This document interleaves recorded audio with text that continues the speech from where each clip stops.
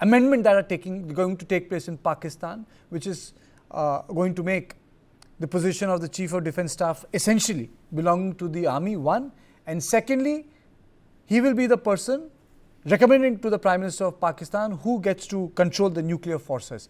But that's the second part, because that's an additional development that is taking place, and we cannot see what's happening in India without understanding what's unfolding in Rawalpindi and Islamabad.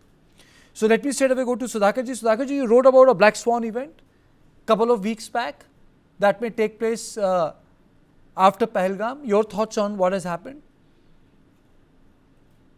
Karthikeya, good evening. Thank you for getting me for your show. My very deep regards to the distinguished and the esteemed co-panelists. As regards the question which you have raised, on 31st of May, it was after a week or so after Munir was promoted to the honorary rank of Field Marshal. My mind was ticking, so I put down my thoughts, and the thoughts actually unfolded to include incidents like what we have seen yesterday. And it is just the tip of the iceberg. What I had actually dilated in my article was that Munir, sooner or later, is going to usurp the very essence of the civil supremacy of any democratic government in any country in the world, and especially in Pakistan. So that has happened with the amendment of 27th Amendment coming, I think, on 14th of November, and Article 243 going to be subjected to amendment for a change. There are 3-4 things which are standing out. First and foremost is he is going to be the supreme commander of all the forces. The army, the 3 services, I'm saying Army, Navy and Air Force, as also Janbaz, the Coast Guards, the border, the internal security also willy-nilly fall under his domain.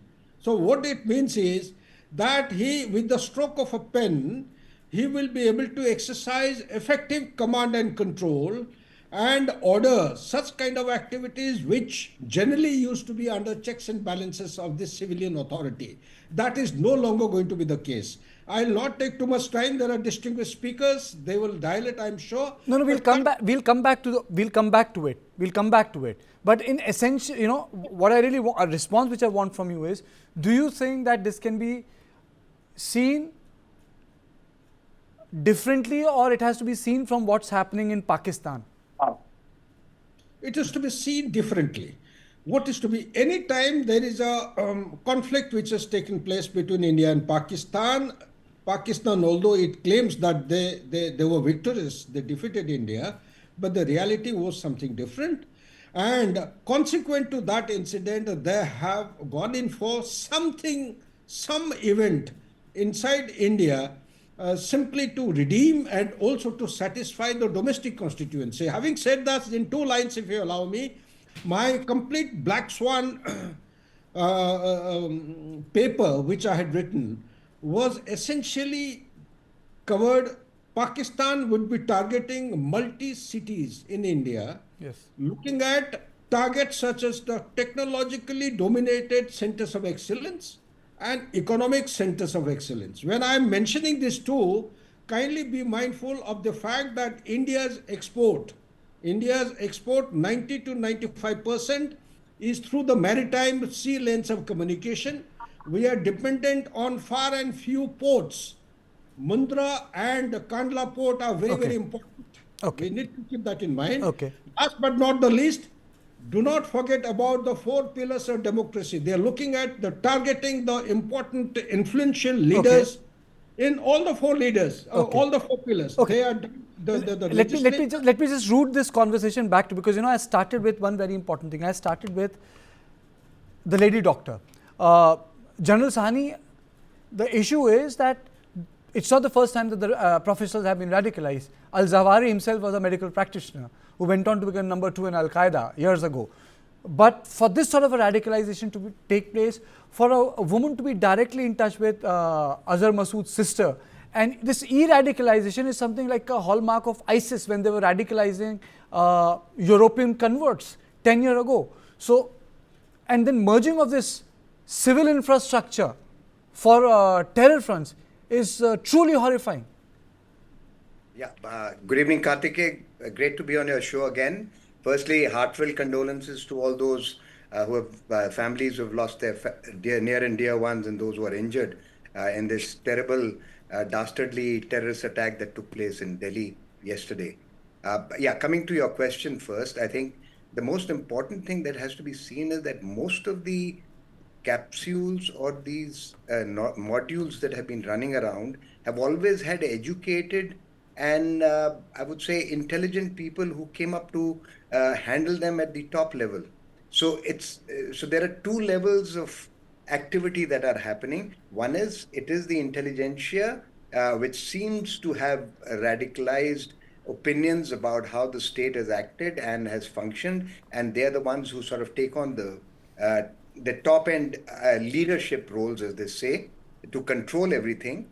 But more importantly, I think the question that you raised is linked to the fact that after Op Sindoor, where we had hit all these terrorist headquarters, there had to be a backlash. And especially Jaish-e-Mohammed, who'd lost really, I mean, we were actually, I would say, Azhar Masood was lucky that he didn't get knocked off. But the issue is that they lost out their near and dear ones. And if you see the ladies' brigade or the female brigade that he has created, the Jamatul Mominat, it's primarily the two sisters of his and the widow of the lady who are going to be leading it. So I think one thing we have to understand that with him having his roots in India, with the terrorist infrastructure being hit, there will be linkages that exist, and there would be always a partisan group of people who would be willing to go the last mile to carry out this kind of activity. And so I think, as you correctly pointed out, we will have to look at this radicalization space which is there through the social and the virtual and the digital media, which needs to be monitored much more strongly. And I think the answer is to be looked at not only in the vernacular that we are talking about in Hindi and English, but I think it's more in the vernacular and the regional languages, which is going to have a great impact, where you would find people are looking at it. And unfortunately, today in our political discourse, there is this great disparity created about the kind of divide that is coming up, which really didn't exist, but that is being utilized to really amplify by the opposition because they have nothing else better to do. And that is actually agitating the mind of the uninitiated and the unintelligent who cannot rationally analyze events. So you would find that the hierarchical leadership will always be those who are intelligent. But the worry thing is that these doctors, I was actually very keen to know where did they do their medicine. As you're aware, we get a lot of these people who are going across to both Iran, the Shiites, and we're getting a lot of them who are getting scholarships to go into the rest of the Middle East.